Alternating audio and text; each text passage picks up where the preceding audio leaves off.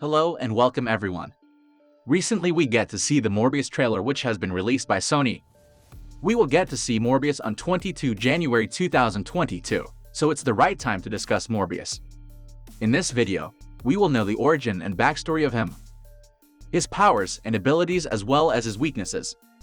So before we get started, don't forget to subscribe and press the bell icon so that you will never miss an upcoming update. With that out of the way, let's get started with the video. Morbius the Living Vampire, also known as Dr. Michael Morbius, is a fictional character appearing in American comic books published by Marvel Comics.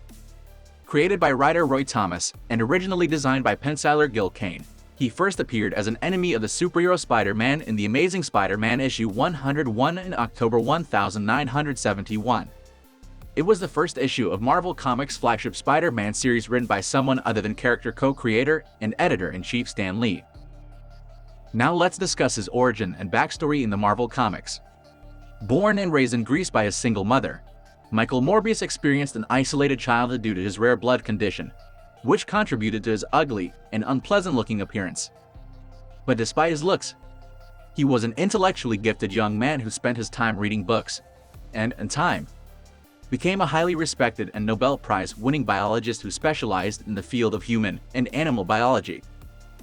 While in New York, after escaping from his home country due to his pseudo-vampire condition, he attempted to find a cure and to protect his fiancée Martine Bancroft. But he was attacked by the Lizard and defeated when Spider-Man and the Lizard teamed up against him to recover a sample of Morbius's blood in order to cure their own mutated physical conditions before he escaped.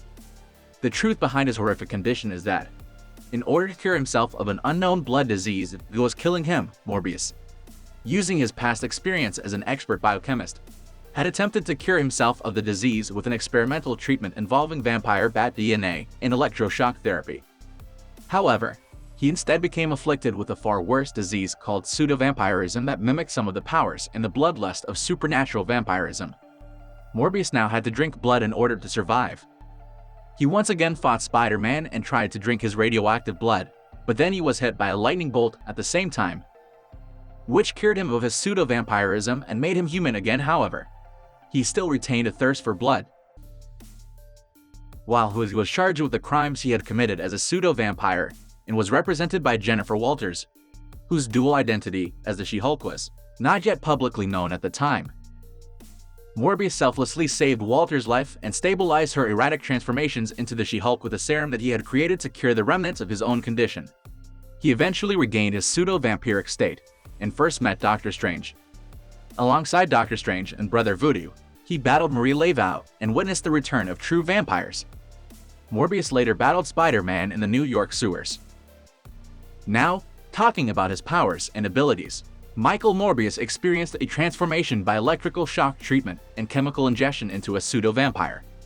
As a pseudo-vampire, Morbius does not possess all the powers of a supernatural vampire, nor is he subject to all the traditional limitations and weaknesses thereof. He possesses a variety of superhuman powers, some of which are similar to supernatural vampires within the Marvel Universe, such as superhuman strength and speed, as well as heightened senses including night vision and echolocation.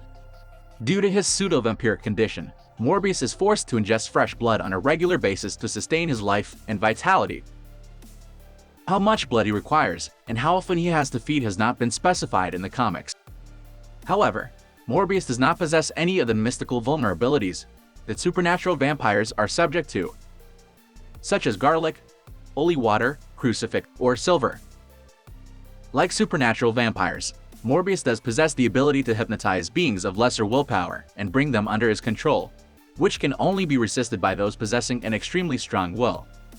While briefly possessed by the demon bloodthirst, Morbius gained the ability to liquidize his body, moving through small spaces and stretching his limbs as needed. He lost this ability when he and Bloodthirst were split. Morbius possesses accelerated healing and can recover from mild to moderate injuries at a rate beyond that of ordinary humans. While not nearly as efficient as the healing possessed by Wolverine, Morbius has proven to be able to heal from multiple gunshot wounds in less than 1 hour. More severe injuries, such as broken bones or severe burns, might take several days to heal, but once it was shown to take minutes, even though it left him as a near mindless creature who had to feed on blood to replenish the energy that was used to do so. He is unable to regenerate missing limbs or organs. Most of Morbius's victims die or are severely injured by his bite. Unlike supernatural vampires, Morbius's victims do not necessarily become pseudo-vampires themselves. There have only been several instances where Morbius's bite has turned other individuals into pseudo-vampires. Causes behind these transformations have never been clearly explained, even though, in Blade's case, Morbius's bite combined with his unique physiology to turn him into a half-vampire with all the strengths and powers of a supernatural vampire and none of the weaknesses. The radioactive blood of Spider-Man once caused Morbius's pseudo-vampirism to go into remission. As a result, after drinking Spider-Man's blood, Morbius became human again and did not need to feed on blood again for some time.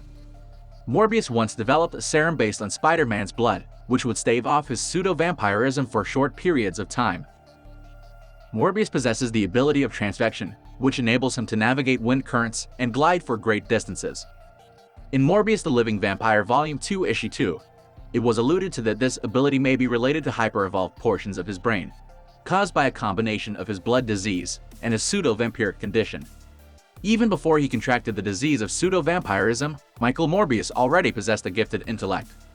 He is an expert biologist, biochemist, and a radiologist with a PhD in biochemistry, and is also a Nobel laureate.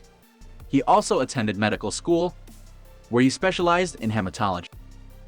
Talking about his weaknesses, Morbius' most notable weakness is his overpowering thirst for blood, which he regularly requires to sustain himself.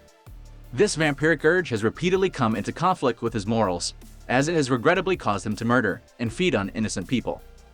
One notable victim of his uncontrollable cravings was Barbara Clark, whom Morbius protected from the demon, Nilrak, but still killed anyway so he could feed on her blood, leaving him guilt-ridden afterward.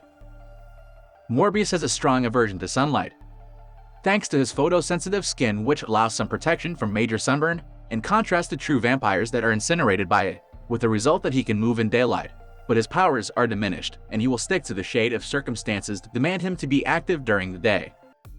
Morbius also lacks the shapeshifting and weather control powers of supernatural vampires and the ability to control the minds of certain animals, such as bats, wolves, dogs, rats, and mice. And with that, we will bring this video to an end. Let me know your thoughts in the comments. Thanks for watching. See you in the next one.